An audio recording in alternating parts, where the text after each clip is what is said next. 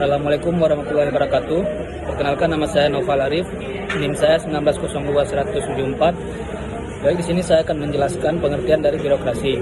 Birokrasi adalah suatu sistem otoritas yang ditetapkan secara rasional oleh berbagai macam peraturan untuk mengorganisir pekerjaan dilakukan oleh banyak orang. Birokrasi penting dalam sebuah negara dan kinerja masyarakat, karena birokrasi membantu meningkatkan kinerja masyarakat, kelompok, dan organisasi. Baik, selanjutnya saya akan menjelaskan pengertian birokrasi menurut para ahli. Yang pertama ada menurut Max Weber, yaitu seorang ahli politik dan sosiolog asal Jerman yang berpendapat bahwa birokrasi adalah suatu organisasi yang penerapannya berhubungan dengan tujuan yang hendak dicapai.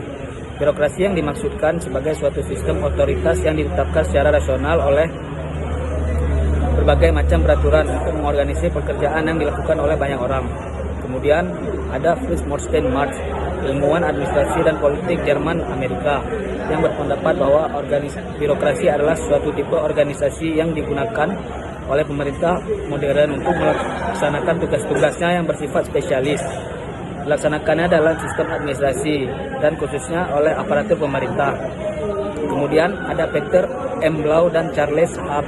Peck, yaitu sosiolog asal Amerika, yang berpendapat bahwa birokrasi adalah suatu tipe organisasi yang dimaksudkan untuk mencapai tugas-tugas administratif yang besar, yaitu dengan cara mengordinir secara sistematik pekerjaan yang dilakukan oleh banyak orang.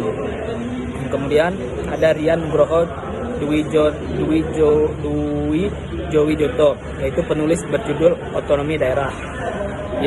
Beliau berpendapat bahwa birokrasi adalah suatu lembaga yang sangat kuat dengan kemampuan untuk meningkatkan kapasitas potensial terhadap hal-hal yang baik maupun buruk dalam keberadaan sebagai instrumen administrasi rasional yang netral pada skala yang besar. Baik, kemudian saya akan menjelaskan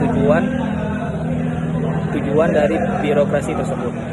Yang pertama, birokrasi tersebut mempunyai tujuan menjalankan program atau kegiatan guna tercapainya visi dan misi pemerintahan. Yang kedua, memberikan pelayanan kepada masyarakat dan melakukan pembangunan secara netral dan profesional.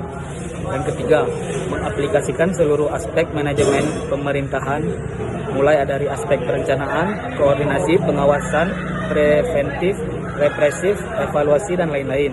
Yang keempat, memberi kemudahan bagi masyarakat untuk mengakses setiap layanan dan perlindungan. Yang kelima, memberi jaminan atas keberlangsungan sistem pemerintahan pada suatu negara. Yang keenam, yang terakhir, mendukung, mempermudah, mempercepat, meningkatkan efektivitas serta efisiensi pencapaian dari beragam tujuan pemerintahan. Baik, selanjutnya saya akan menjelaskan macam-macam birokrasi. Yang pertama, ada birokrasi pemerintahan umum, yaitu rangkaian organisasi pemerintahan yang menjalankan tugas pemerintahan yang sifatnya umum. Tugas ini bentuknya lebih mengarah ke regulatif function atau sifatnya mengatur. Contohnya di bidang ketertiban dan bidang keamanan. Yang kedua, ada birokrasi pembangunan, yaitu rangkaian organisasi pemerintahan yang tugasnya lebih spesifik atau khusus. Tujuan tugas ini adalah untuk mencapai tujuan pembangunan masyarakat, contohnya di bidang pertanian, di bidang kesehatan, bidang pendidikan, dan bidang industri.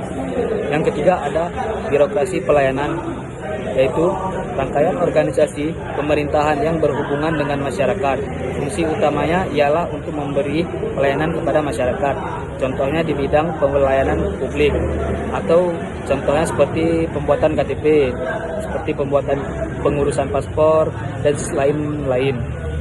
Baik, itu saja yang dapat saya jelaskan mengenai birokrasi. Sekian dari saya. Assalamualaikum warahmatullahi wabarakatuh.